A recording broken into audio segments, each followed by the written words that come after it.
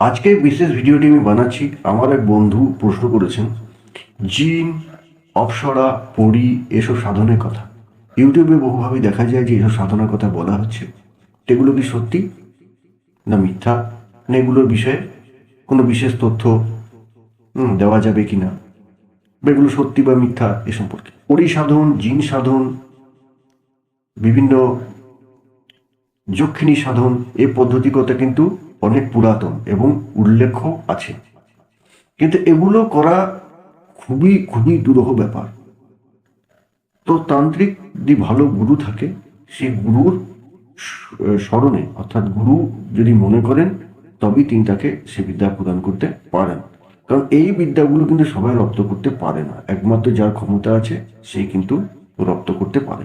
তবে সাধনাগুলি আছে, সাধনাগুলি সিদ্ধ ব্যক্তি যারা আছে সে সংখ্যা খুবই কম, বা একবার সিদ্ধ হলে সে বিদ্যাগুলো কেউ কাউকে প্রদান করেন না।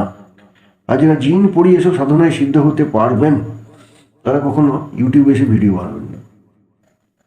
কারণ তাদের কাছে অলরেডি লোক যাবে, অলরেডি তাদের একটা ক্ষমতা থাকবে, তারা বলুক না বলুক তাদের কথায় বলায় চা চরণে এগুলো কিন্তু ধরা পড়বে। কেউ যদি কোনো কিছু সিদ্ধ হয়, অর্থাৎ সে মা কালী সাধন করুন, ডাকিনী সাধনা করুন, যক্ষিণী সাধনা করুন, যেই সাধনায় করুন না কেন, যে সাধনায় সিদ্ধ হলে সে কখনোই বলবে না যে আমি অমুক সিদ্ধ, অমুককে আমি সিদ্ধ হয়ে গেছি।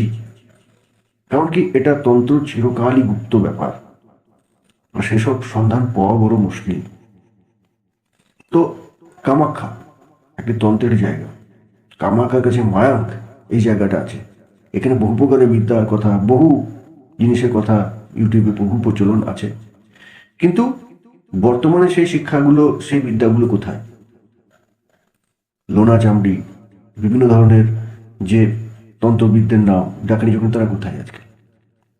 কারণ সময়ের সাথে সাথে অনেক কিছুই বিলুপ্ত হয়ে গেছে। তবে কি নেই এ কথা বলা যাবে না।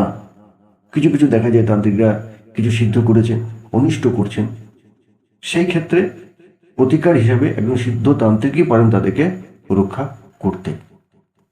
তবে এরকম ক্ষেত্রে আমরা দেখে থাকি কেউ শক্তির উন্মত্ততা এগুলো কোনোভাবে রপ্ত করে, কিন্তু সেগুলো থাকে না।